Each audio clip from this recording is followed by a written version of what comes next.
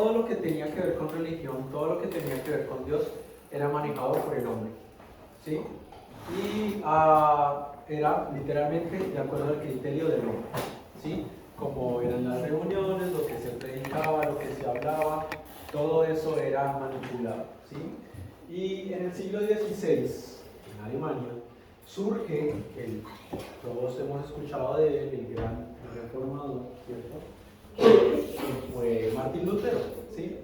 Quien clava literalmente en una puerta de una iglesia muy importante, no recuerdo el nombre de la iglesia, de Lutero, sí.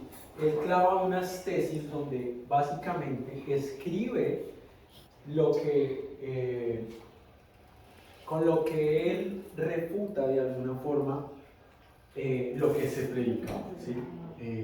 En la iglesia tradicional.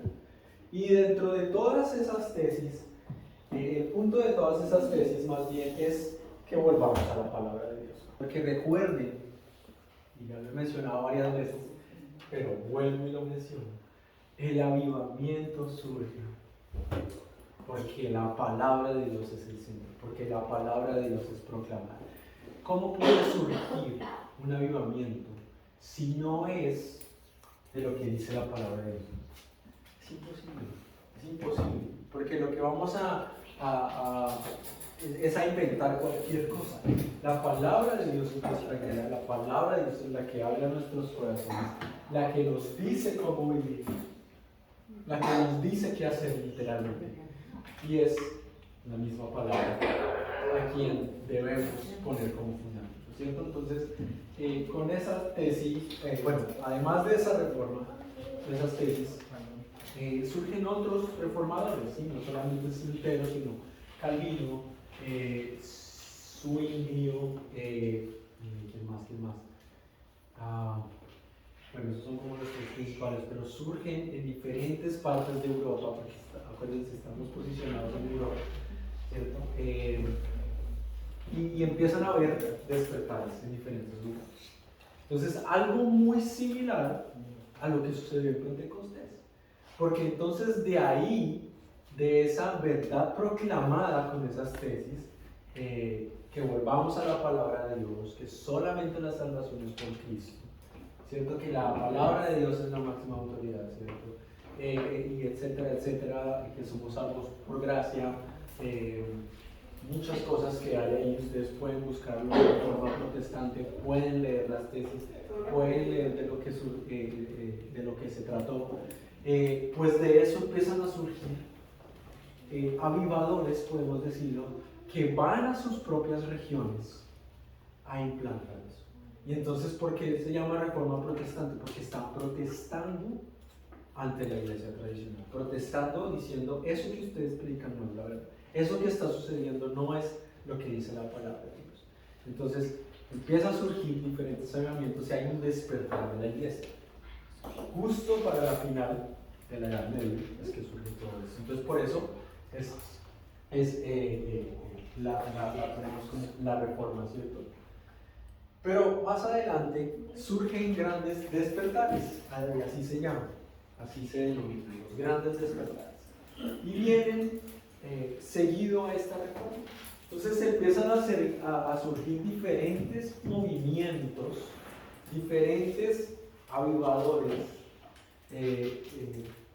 que comienzan en sus propias regiones a establecer todo esto. Entonces, para el siglo XVII vemos al pietismo y los moravos. Pues voy a poner un poquito de contexto.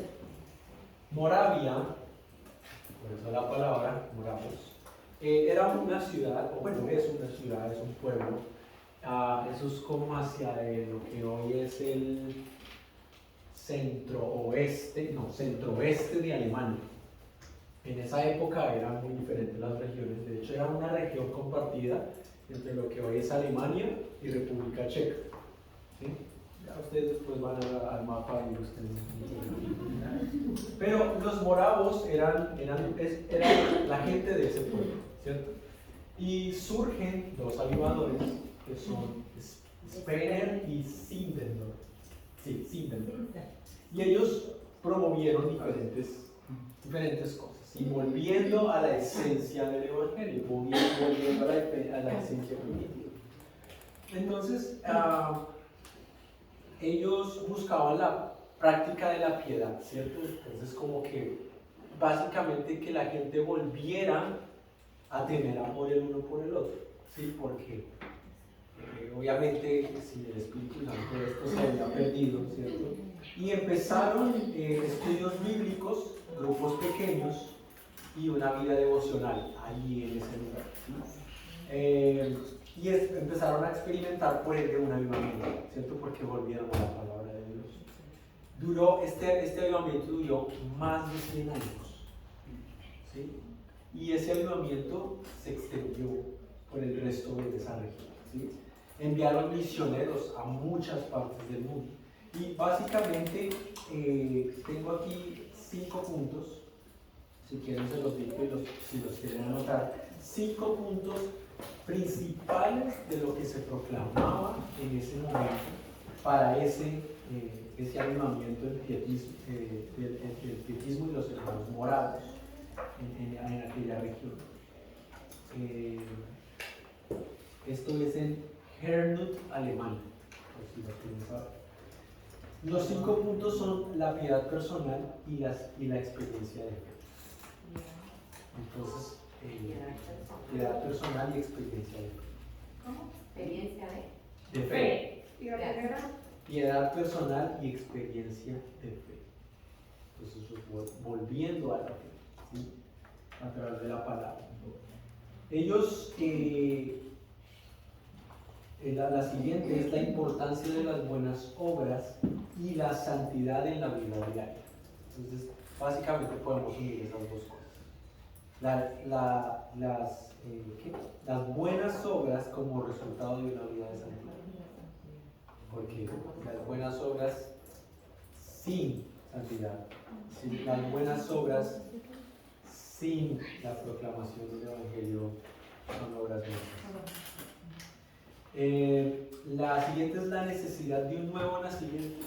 Ellos volvieron a la idea del nuevo nacimiento. Que Jesús dijo, literal, 16 siglos antes, 15 siglos antes. No, mentiras, esto fue en el siglo 17, así que 16 siglos antes. ¿La necesidad de qué? De un nuevo nacimiento, del nuevo nacimiento. Y la conversión personal. Que las personas se convirtieran a Cristo a través del nuevo nacimiento. Crítica a la ortodoxia. Ustedes saben que la ortodoxia básicamente es el extremismo de algo. ¿Sí? Es hacer todo rígido. Lo que hoy podemos hablar del legalismo, la religiosidad, ¿cierto? Entonces ellos criticaban la ortodoxia porque además todo eso es teológicamente incorrecto. Y no reflejaban una vida de fe y obras. ¿Sí? No obras y fe, no, fe y obras, porque las obras son el resultado de una fe, de un nuevo nacimiento y de una vida de santidad. Y por último, impulsaban el trabajo misionero. Entonces ellos enviaban misioneros a diferentes regiones alrededor del mundo. El primer gran despertar, ¿cierto? Este es muy famoso. El primer gran despertar, hablamos de 1730-1740, aquí en Estados Unidos. Jonathan Edwards, aquí en los Estados Unidos, John Wesley y George Whitefield en Inglaterra. Allí es donde surge lo que por muchos años se conoció como las campañas de evangelismo, ¿verdad? Y allí surge, imagínense, desde el siglo XVIII es esto, 1730. Entonces, literalmente ellos llegaban a un lugar, ponían una tarima y empezaban a predicar. Y así es como la gente venía, así es como la gente empezaba a escuchar el mensaje. Hubo multitudes que llegaban al arrepentimiento y toda una ciudad, todo un país era impactado por eso. En 1900, Bueno, no, esas son otras fechas. Pero más tarde viene un segundo gran despertar, que aquí abajo lo tenemos, Charles Finney, un evangelista. Él impulsó un fuerte movimiento evangelístico con énfasis, y esto es importante, en la conversión y en la santidad práctica. O sea, nosotros podemos estudiar mucho de esto, y ustedes lo pueden buscar. Siempre, todas como que tienen un patrón, ¿sí? Y recuerden que la semana pasada lo vimos, hay un patrón que se repite. Es la palabra de Dios proclamada, arrepentimiento y un pueblo transformado, una iglesia avivada, algo que se levanta, una iglesia que se levanta para una región específica, para un momento específico. Pero que eso no queda ahí. Eso lleva a otros. El primer gran despertar llevó al segundo. Y así va llevando uno al otro. En el siglo XX, ya nos acercamos un poco más a nuestra época, y es el avivamiento de Gales. Este es muy famoso, ustedes lo pueden buscar, hay videos, hay recursos, hay libros de todo esto. Evan Roberts, toda una nación transformada por un hombre que se levantó a predicar el evangelio. Miles se convirtieron, los bares cerraron. La policía dijo que no tenía trabajo para hacerlo. Pueden buscar eso. Hay estadísticas, hay cosas que suceden. Porque todo el país es transformado por un hombre que escucha la palabra de Dios, por un hombre que se levanta a predicar, pero por un pueblo que responde a esa palabra. Y toda una nación es transformada. Este es muy famoso, el avivamiento de la calle Azusa en Los Ángeles, en los Estados Unidos, por William Seymour. Puedo hablar un poquito más de esta historia sobre esto. En un libro de él cuenta esta experiencia, y básicamente lo que sucede es que él envía a alguien unos meses antes, un tiempo antes, a una casa en esa calle, en la calle Azusa, y en el sótano de esa casa, esa persona oraba todos los días, porque ya sabían que iba a haber ese momento en el que William Seymour llegaría, predicaría, se movería por la ciudad, ¿cierto? Como preparando ese momento. Porque había oración. Cuando un pueblo está rendido en oración, entonces hay algo que se prepara, ¿sabes? Espiritualmente. Y entonces viene Seymour a Los Ángeles, ahora sí, llega a ese barrio específico y empieza a predicar, empieza a hablar, empieza a moverse por la ciudad. Y ahí de donde surge el avivamiento de la calle Azusa. El siglo XX específicamente, hay un libro de esto, se llama El siglo del Espíritu Santo, así se llama. Y básicamente lo que hoy conocemos como pentecostalismo, incluso el movimiento metodista, que básicamente el énfasis de estos movimientos es el mover del Espíritu Santo, ¿sí? Surge de acá, surge de que en ese momento la intención es volver a ese mover del Espíritu Santo. El corazón de Seymour era volver al Espíritu Santo, ¿sí? Y por eso se conoce el siglo XX como el siglo del Espíritu Santo, ¿sí? Ahora, es un decir, ¿no? El Espíritu Santo ha estado siempre, de principio a fin. Sí, Él es eterno, Él es Dios.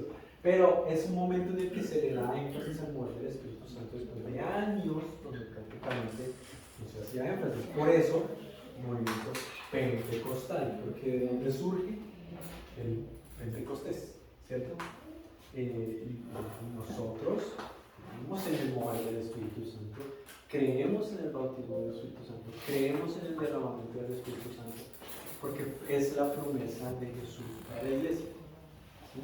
Y nos movemos por el Espíritu. Todo esto surge gracias al Espíritu. Si no es por el Espíritu Santo, no podemos movernos.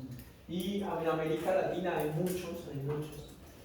También en el siglo XX hablamos de Chile, en el movimiento metodista, como les acabo de mencionar, pentecostal, en Argentina en los años 80, 90. Yo creo que todos escuchamos de esos moveres en Argentina, ¿no? Fueron muy grandes moveres. En Brasil, en Colombia, pero hay otros países más, muchos lugares más, donde han habido acontecimientos específicos que quedan para la historia, ¿saben? Quedan para mencionar, porque han sido especiales, han sido específicos. Pero el avivamiento es constante, es todo el tiempo. Tú y yo vivimos un avivamiento. ¿Me haces una pregunta? Él era un predicador y la gran mayoría, o sea, no puedo decir que todos, pero la gran mayoría de los colonos eran personas de fe, ¿sabes? Eran personas que eran de Inglaterra. Acabamos de ver que hubo un avivamiento en Gales.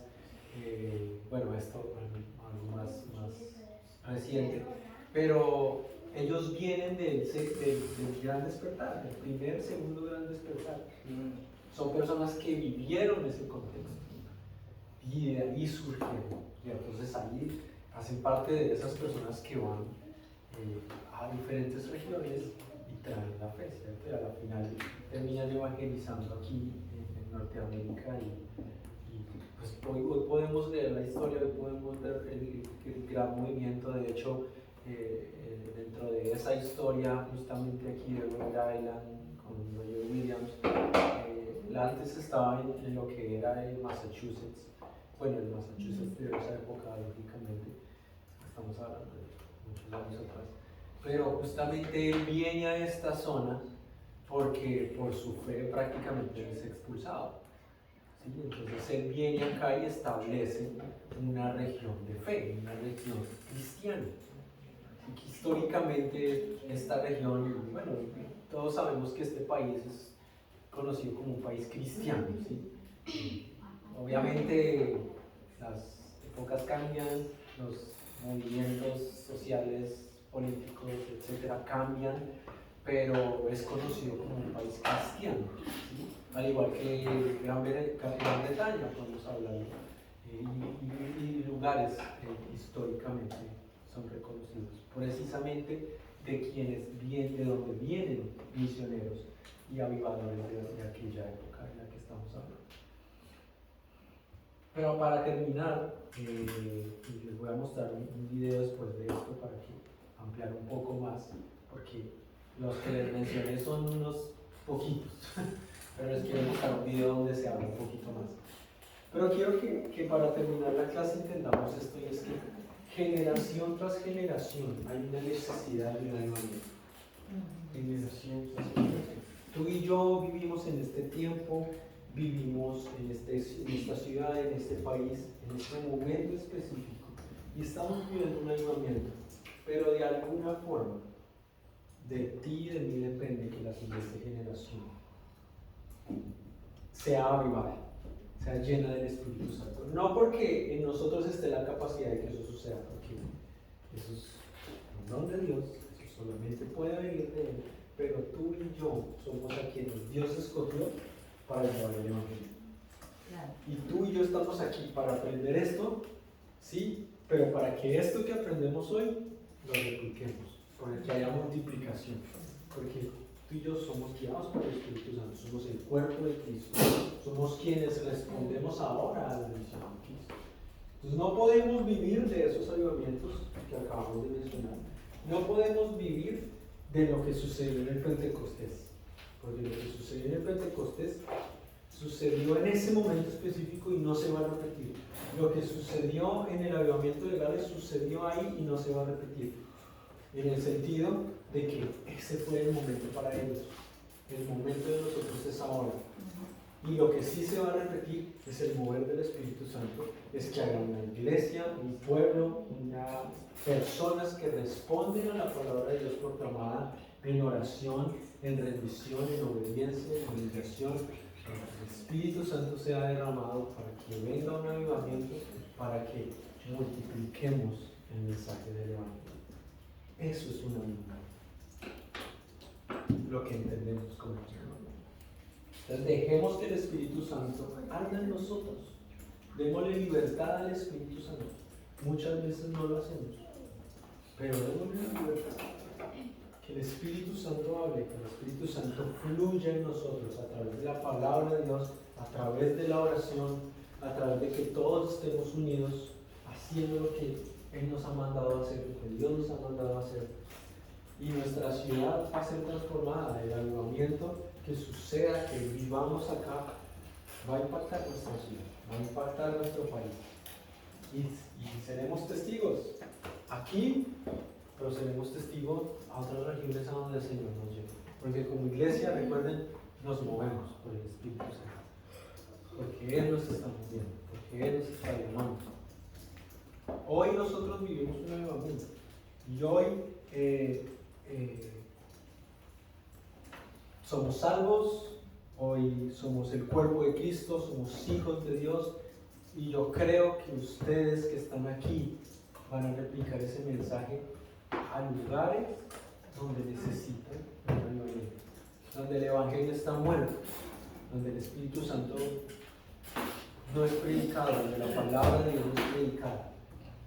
Pero ¿por qué estamos tú y yo aquí? Porque tú y yo vamos a ir a esos lugares.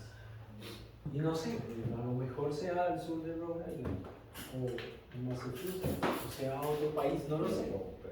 Pero yo creo que tú no estás aquí simplemente para aprender. Estamos aquí para responder a un llamado.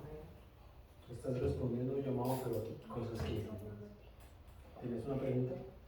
Sí, la iglesia primitiva cuando vino el avivamiento de Pentecostés,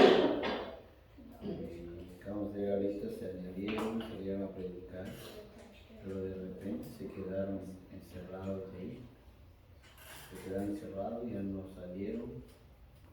Y ahora me acuerdo cuando nosotros venimos a los pies del Señor, cuando aceptamos a Jesús en nuestro corazón, hay un mover dentro, se explota, uno quiere hablar, uno quiere hacer cosas, pero de repente viene como que ya no quieres hacer nada. Sí. Y nadie le acabó el avivamiento a uno, o uno tiene el avivamiento. Sí, pasa eso por nosotros mismos, porque ocupaciones, emociones, pensamientos, si le damos lugar a esas cosas, se nos van apagando. No que nosotros apaguemos el Espíritu Santo, que el Espíritu Santo de repente dijo, no, ya hasta aquí. Creo que cuando pasa eso, es momento de salir. Porque cuando sucedió eso con la iglesia primitiva, vino la persecución. Y tuvieron que salir. ¿Para qué? Para ir a otra región. Es uno de los problemas que tenemos como cristianos, porque el avivamiento trae persecución también. Porque imagínate, a ellos les dieron, tenían que salir y quedaron. Entonces el Señor dice, no quieren salir, ahora que poner la persecución como una guía para que el avivamiento. Sí. ¿Y qué? ¿Y qué es lo que iba a decir? No, y si esas personas no salen de donde están, tú y yo no entenderíamos el mensaje del Evangelio. Porque durante siglos ha sucedido lo mismo y se repite lo mismo. Porque hay una necesidad. Y quizás diríamos, no, pues qué cruel que para salir de pronto tenga que ser perseguido o qué sé yo, ¿sí? Pero no, bueno, no necesariamente tiene que ser así. No quiero llegar a ese extremo de decir cosas así. Pero el punto es que cuando tú y yo entendemos este mensaje, entendemos la misión de Dios para la iglesia, entendemos que Dios nos llama, entonces tú y yo no nos vamos a quedar donde estamos. El mismo mover del Espíritu Santo nos va a llevar a movernos. Y no te estoy diciendo tienes que dejar Estados Unidos y regresar a tu país para predicar allá. No tienes que dejar Estados Unidos y irte a África a hacerlo. No, si Dios te llama a hacerlo, ok, perfecto, maravilloso, porque estoy seguro que hay necesidad. Pero me estoy refiriendo a ir a hablar con tu vecino también, porque ahí hay una necesidad en tu familia. En nuestra propia familia, pensemos en alguien. Sabemos que es así. Entonces, Pablo le dice a Timoteo, aviva el fuego del don de Dios que hay en ti. Y Timoteo ya era, en ese momento, era un joven formado por Pablo, que había viajado con Pablo, había visto el mover del Espíritu de Dios. Y Pablo le dice, aviva el fuego del don de Dios. O sea que él ya tenía ese avivamiento, pero avívalo. ¿Y avívalo en dónde? A través de la palabra de Dios. Avívalo en oración. Métete con Dios. Y así se va a avivar el fuego. El avivamiento ya está. Pero tú y yo tenemos que volver a la palabra de Dios. Tú y yo tenemos que estar conectados con el Señor para que ese avivamiento no se apague. Ese fuego no se apague. Y no es porque el Espíritu Santo de repente se va por vivir. No, el Espíritu Santo no se va a ir con eso, que me habita en mi interior. No, más bien yo tengo que darle el lugar a Él, para que Él llene mi interior. ¿Cierto? Y les quiero mostrar este video antes de terminar la clase. Es un poquito larguito, 14 minutos. Pero creo que está bien.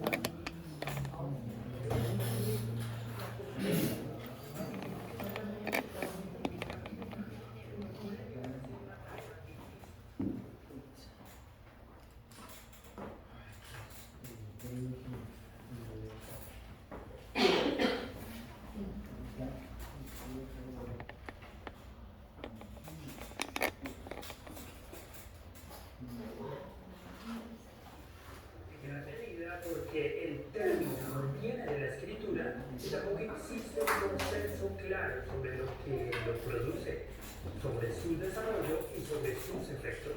Pero podemos aproximarnos a lo que significa un avivamiento. Existen ejemplos históricos de lo que fueron en el pasado. ¿Qué podemos aprender de estos ejemplos? ¿Podríamos esperar un nuevo avivamiento en este tiempo?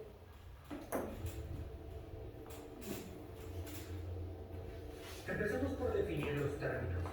Para referirse a este suceso atípico, además de avivamiento, algunos usan también los términos despertar, renovación o movimiento. También existen algunos patrones que se pueden identificar en un movimiento de renovación espiritual o avivamiento, como lo mencionó J. Packer en un ensayo sobre el tema. El avivamiento consiste en que Dios toca las mentes y los corazones de una manera arrebatadora, devastadora y exaltadora para atraerlos hacia sí, obrando desde dentro hacia afuera y no desde fuera hacia adentro.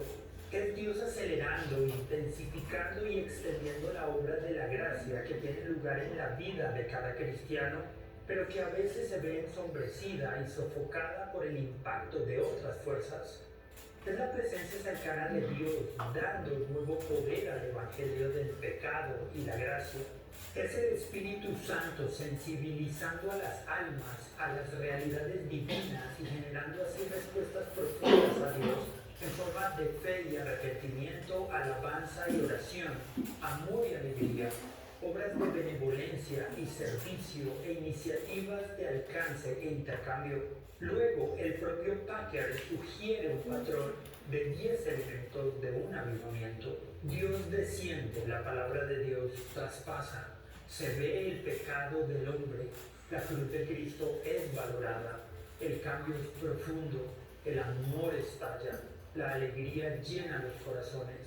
Cada iglesia se convierte en sí misma, es decir, se convierte en el pueblo de la presencia divina en un sentido experiencial, a diferencia del meramente teórico. Los perdidos son encontrados, Satanás mantiene el ritmo.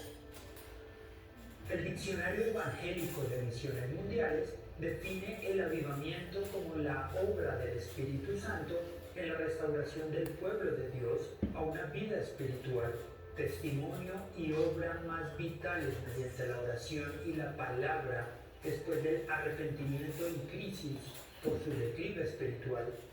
El famoso predicador Martin Lloyd-Jones dijo sobre este mismo asunto: la esencia de un avivamiento es que el Espíritu Santo viene sobre un grupo de creyentes reunidos como una visita del Espíritu. Estoy hablando de un grupo de creyentes reunidos normalmente, como lo hacen muchas veces, pero de pronto son conscientes de su presencia. Literalmente parece que el Espíritu Santo está presidiendo la reunión y manifestando su poder y guiándolos. Esa es la esencia del avivamiento. Para tratar de traer un poco de claridad sobre lo que ha sucedido en los avivamientos a través de la historia, quisimos citar algunos ejemplos de sucesos dentro de la iglesia que hoy son considerados por muchos como despertares o avivamientos. Por supuesto que esta lista no pretende ser exhaustiva o determinante.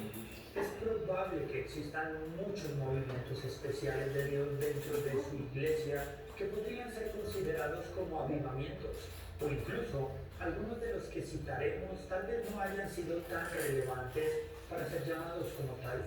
Solo están allí porque consideramos que pueden traer luz sobre las diversas formas en las que se podría ver un despertar espiritual. El gran despertar sería el primer gran avivamiento que marcaría la pauta para todos los demás avivamientos en el futuro. Fue durante este periodo que los predicadores empezaron a predicar al aire libre y la primera vez que multitudes venían a escuchar el anuncio del Evangelio. Se dio principalmente en las colonias británicas de América y en las Islas Británicas. Las figuras más importantes de este avivamiento fueron George Whitefield, John Wesley y Jonathan Edwards, quienes provenían del anglicanismo y el congregacionalismo, aunque el movimiento fue también popular entre los presbiterianos. El segundo gran despertar amplió los límites de lo alcanzado durante el primer gran despertar. Los predicadores y las campañas itinerantes crecieron y empezaron a expandir su mensaje, especialmente hacia el oeste de los Estados Unidos. El fuerte movimiento impulsó notablemente el crecimiento de los metodistas y bautistas. No obstante, el fervor y el éxtasis excesivo en las experiencias de fe personales desembocaron en el nacimiento de movimientos que enfatizaron excesivamente en los sucesos escatológicos, incluso proclamando fechas para el fin del mundo. Varios de estos movimientos se convirtieron en herejías. Al otro lado del Atlántico, un movimiento de avivamiento se dio dentro de la Iglesia Reformada Suiza y dentro de algunas comunidades reformadas del sureste de Francia. El movimiento iniciado por las comunidades moravas también fue impulsado por presbiterianos y metodistas venidos de las Islas Británicas. Una reunión de creyentes inconformes con el denominacionalismo, la jerarquización y la falta de fervor eclesial de la época, y que creían que la única autoridad de la Iglesia debería ser la Biblia, condujo a la fundación de los Hermanos Libres, movimiento que se convirtió en un foco importante del avivamiento en Irlanda. Aunque Escocia ha vivido lo que podríamos considerar como varios avivamientos a través de su historia, quizá el más marcado y perdurable fue el que se dio durante la disrupción de 1843, cuando cientos de iglesias conservadoras se separaron de la Iglesia de Escocia y formaron la Iglesia Libre de Escocia. Esto abrió la puerta a una denominación mucho más evangélica, de la que surgirían figuras muy importantes del evangelicalismo posterior. Durante el tercer gran despertar, se enfatizó fuertemente en la segunda venida de Cristo, en el envío de misioneros alrededor del mundo y en la labor social de los evangélicos. La espiritualidad personal, la santidad y las experiencias sobrenaturales también fueron relevantes. Una gran concentración de importantes personajes de la historia del evangelicalismo fueron protagonistas de esta renovación, como David Moody, Charles Spurgeon, Hudson Taylor, William Booth, George Mueller y muchos más. Un hombre de negocios llamado Jeremiah Lanphier comenzó una serie de reuniones de oración en Nueva York. En solo unos meses, las reuniones se extendieron por todo el país y se cree que en su punto más alto estos eventos repartidos por todo el país llegaban a reunir a millones de personas para orar. También se cree que cientos de miles de personas llegaron a conversión producto de estas reuniones.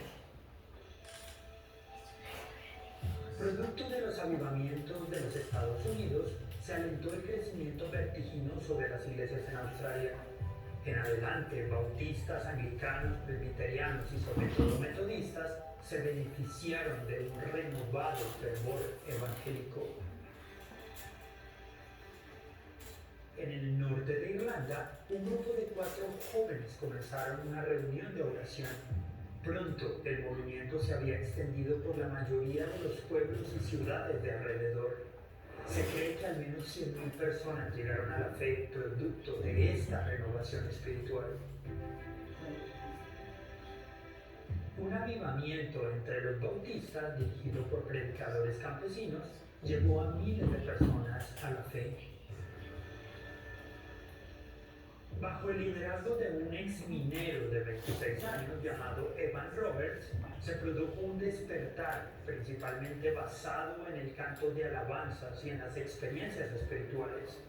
El movimiento duró muy poco tiempo, sin embargo, se llegó a extender por Escocia e Inglaterra.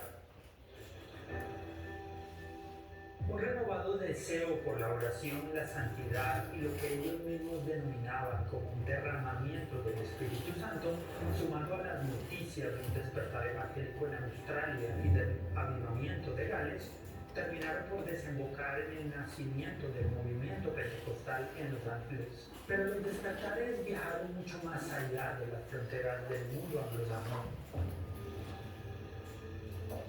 La lejana ciudad de Pyongyang, en la entonces Corea unificada, trajo a miles a la conversión y impulsó al movimiento evangélico en Corea de forma irreversible. En medio de la iglesia metodista, el misionero y pastor Willis Hobart Kurt empezó a promover un despertar espiritual que a la postre traería a miles a las filas evangélicas en Chile. Iniciado por Simeon Nsibambi y John E. Church, el Balekole, que significa los salvados, surgió con el objetivo de renovar las iglesias protestantes de Uganda, Kenia, Tanganica y Ruanda, Urundi.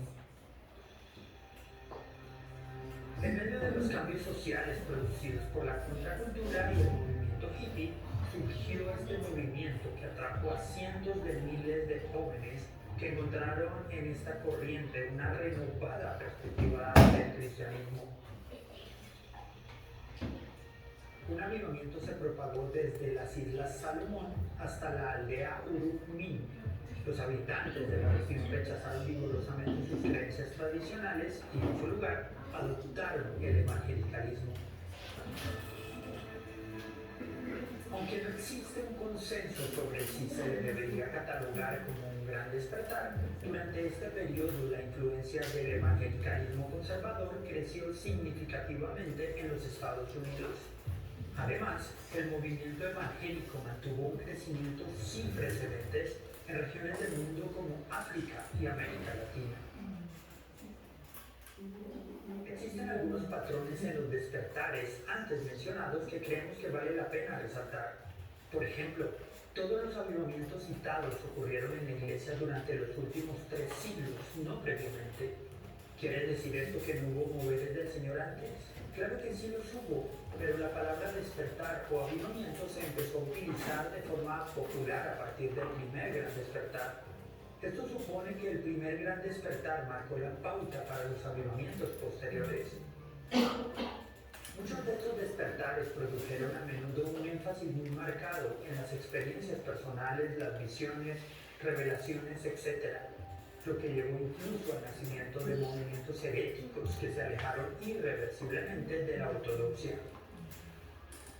Los despertares generalmente vinieron a menudo cargados de controversia, no solo entre quienes observaban desde afuera, sino particularmente desde dentro de la misma iglesia.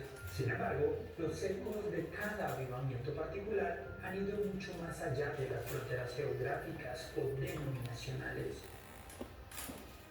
Especialmente en los Estados Unidos, existe una ventana de entre 15 y 40 años aproximadamente entre grandes periodos de avivamiento. El último de ellos terminó alrededor de los años 80. Entonces, ¿deberíamos esperar un nuevo periodo de despertar espiritual?